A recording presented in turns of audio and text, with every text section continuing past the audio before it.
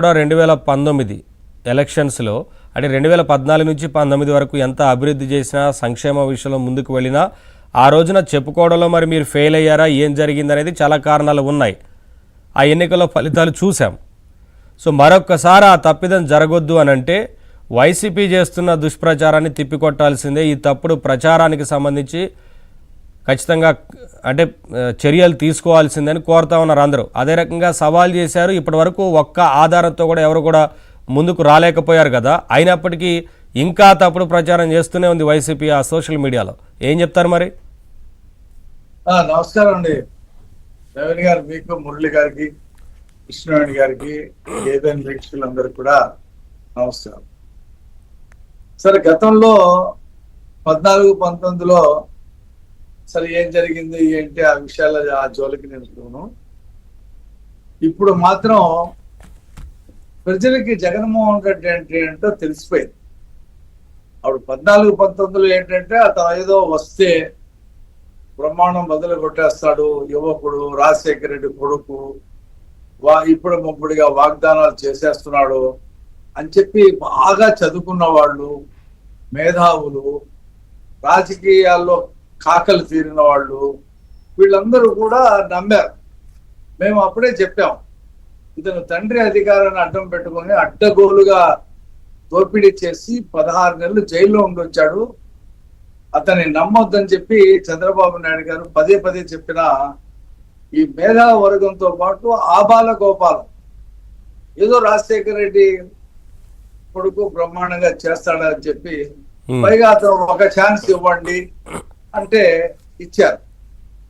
ఆ తర్వాత తప్పు తెలుసుకొని నానా బాధలు పడి బిఆర్టీఎస్ రోడ్లో వచ్చి ఏ టీచర్లు అయితే ఏ ఉద్యోగస్తులు అయితే ఆ రోజు నమ్మారో వాళ్ళే పెద్ద ఎత్తున ప్రొటెస్ట్ చేశారు. మేము చెప్పింది వినకుండా చేశారు. ఇప్పుడు జగన్మోహన్ రెడ్డి ఏంటో అందరికీ తెలిసిపోయి మా పార్టీల సమన్వయమా లేదా మా అభ్యర్థుల్ని పెట్టడమో సరిగ్గా తెలియక ఒక 11 సీట్లు వాళ్ళకి వెళ్ళినాయి. లేకపోతే అవి కూడా వెళ్ళే పరిస్థితి కదా, 1-2 వెళ్ళేవి, 11 సీట్లకి పరిమితం చేశారు. అయితే అతను మొదటి నుంచి కూడా అతను రాజకీయ నాయకుడు కాదు, అతను చదువుకున్నవాడు కాదు, మేధావి కాదు, ఒక విజన్ ఉన్నవాడు ఏమి కాదు. ఏం సార్, ఆయన అన్నిట్లో ఫస్ట్ క్లాస్ లో పాస్ అయ్యానని చెప్తే అసెంబ్లీ సాక్షిగా మీరే మాట్లాడతారు. 10వ తరగతిలో పేపర్లు ఎత్తుకుని వెళ్ళిన కేసు కూడా ఉంది. అవన్నీ కూడాను అతను మాట్లాడే ఇంగ్లీషు మనం చూస్తాం కదా, చాలాసార్లు ఇంగ్లీష్ మాట్లాడితే వాంతులు వస్తుంటాయి. అది విన్నోళ్ళకి, ఆ ఇంగ్లీష్ విన్నోళ్ళకి. మొన్న పొదిలెళ్ళి కేజీకి క్వింటాల్కి తేడా తెలియకుండా పక్కన సుబ్బారెడ్డి చెప్తున్నాడు, కింటా అంటుంటే కూడా పట్టించుకోకుండా కేజీకి 36,000 రూపాయలు ఇచ్చామని చెప్తున్నాడు.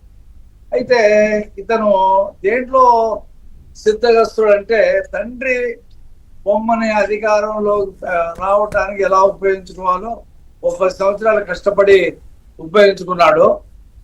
దోపిడీ ఎలా చేయాలా, తన పేరు రాకుండా, తన చేయి లేకుండా, తన సంతకం లేకుండా దోపిడీ ఎలా చేయాలా, ఆ డబ్బు ఎలా దాచుకోవాలా అనే దాంట్లో తన ఆరితేరినటువంటి చార్లెస్ శోభరాజుని మించినటువంటి దొంగతనం చూస్తున్నాం కదా. బంగారం ఏ రకంగా కొని బాంబేలో ఎన్ని క్వింటాల్స్ బంగారం కొన్నారు, ఈ లిక్కర్ లో చెప్తున్నారు కదా వాళ్ళు ఎన్ని ఆస్తులు కూడబెట్టారు, ఇసుకలో కానీ అన్నిట్లో కూడా.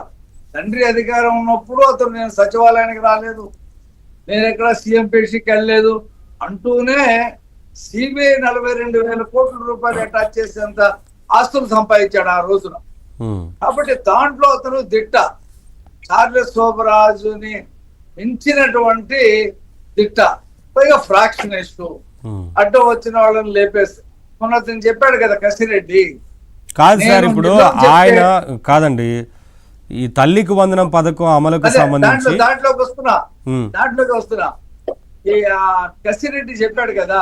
అంటే మనం ముందు ఇది చెప్పి తర్వాత ఏం చెప్పినా బాగుంటది, ఇటు చుట్టూ తిరిగిపోతున్నాం కదా. నా కాంటెస్ట్ మీరు అర్థం చేస్తున్నాడు. చెప్పండి.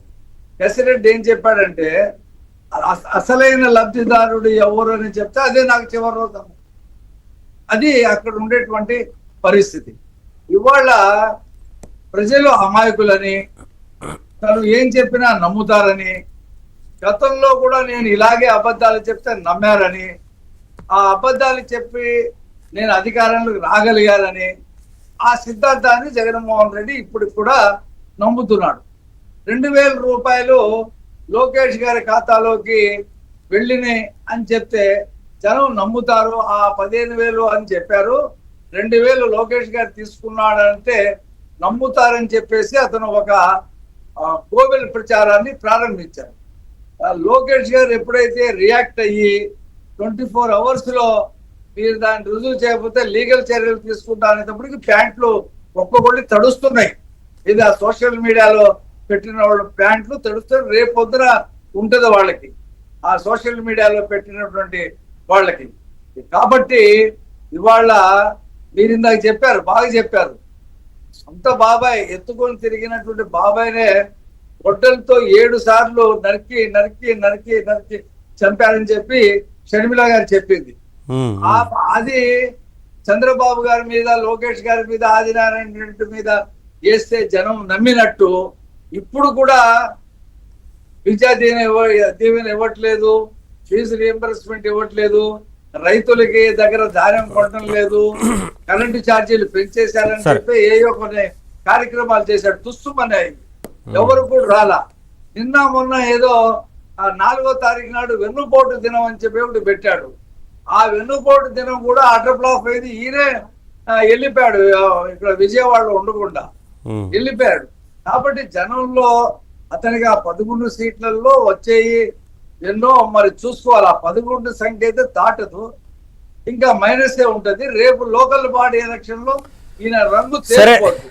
ఇప్పుడు మీ ఒక మంచి పథకం ప్రవేశపెట్టినా లేదంటే ప్రభుత్వం మంచి చేసినప్పుడు అభినందించాలి ఆయన, లేదా సైలెంట్ గా ఉన్నా బాగుంటుంది. ఇంకా దుష్ప్రచారం చేస్తూ ఇదే రకంగా ఉంటే మీరు అన్నట్లు ఆ 11 సీట్లు కూడా రావు.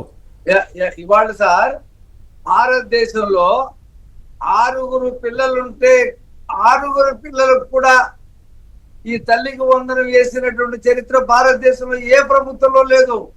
6 పిల్లలు, 5 పిల్లలు, 4 పిల్లలు. ఇవాళ వాళ్ళంతా మీడియాలోకి వచ్చి మాట్లాడి చంద్రబాబు నాయుడు గారికి కృతజ్ఞతలు తెలియజేస్తా ఉన్నారు. అయితే కొంతమంది కొన్ని పార్టీలు ఆ 2,000 కట్ చేయకుండా ఉంటే బాగుంటది, ఈ నిబంధనలు ఏమైతే ఉన్నాయో తొలగిస్తే బాగుంటది అని చెప్పి మాట్లాడుతున్నారు. అది మంచి సూచన. భవిష్యత్తు కాలంలో మేము రాష్ట్రం ఆర్థికంగా కొద్దిగా పుంజుకుంటే ఆ 2,000 కూడా తీసేస్తాం, ఆ నిబంధనలు కూడా సడలించి ఇంకా వెసులుబాటు చేస్తాం. అసలు ముందు మేము చెప్పిన ప్రకారంగా 41 లక్షల మంది ప్లేస్ లో 67,27,000 మందికి ఇచ్చాం. 6 ఉన్న వాళ్ళకి కూడా ఇచ్చాం. సరే సరే రఫీ గారు, అక్కడే కాదండి, అక్కడే క్లియర్ గా అర్థమవుతుంది కదా, అక్కడే క్లియర్ గా అర్థమవుతుంది, లెక్కలే చెప్తున్నాయి కదా గతానికి ఇప్పటికీ తేడా ఏంటనేది. సరే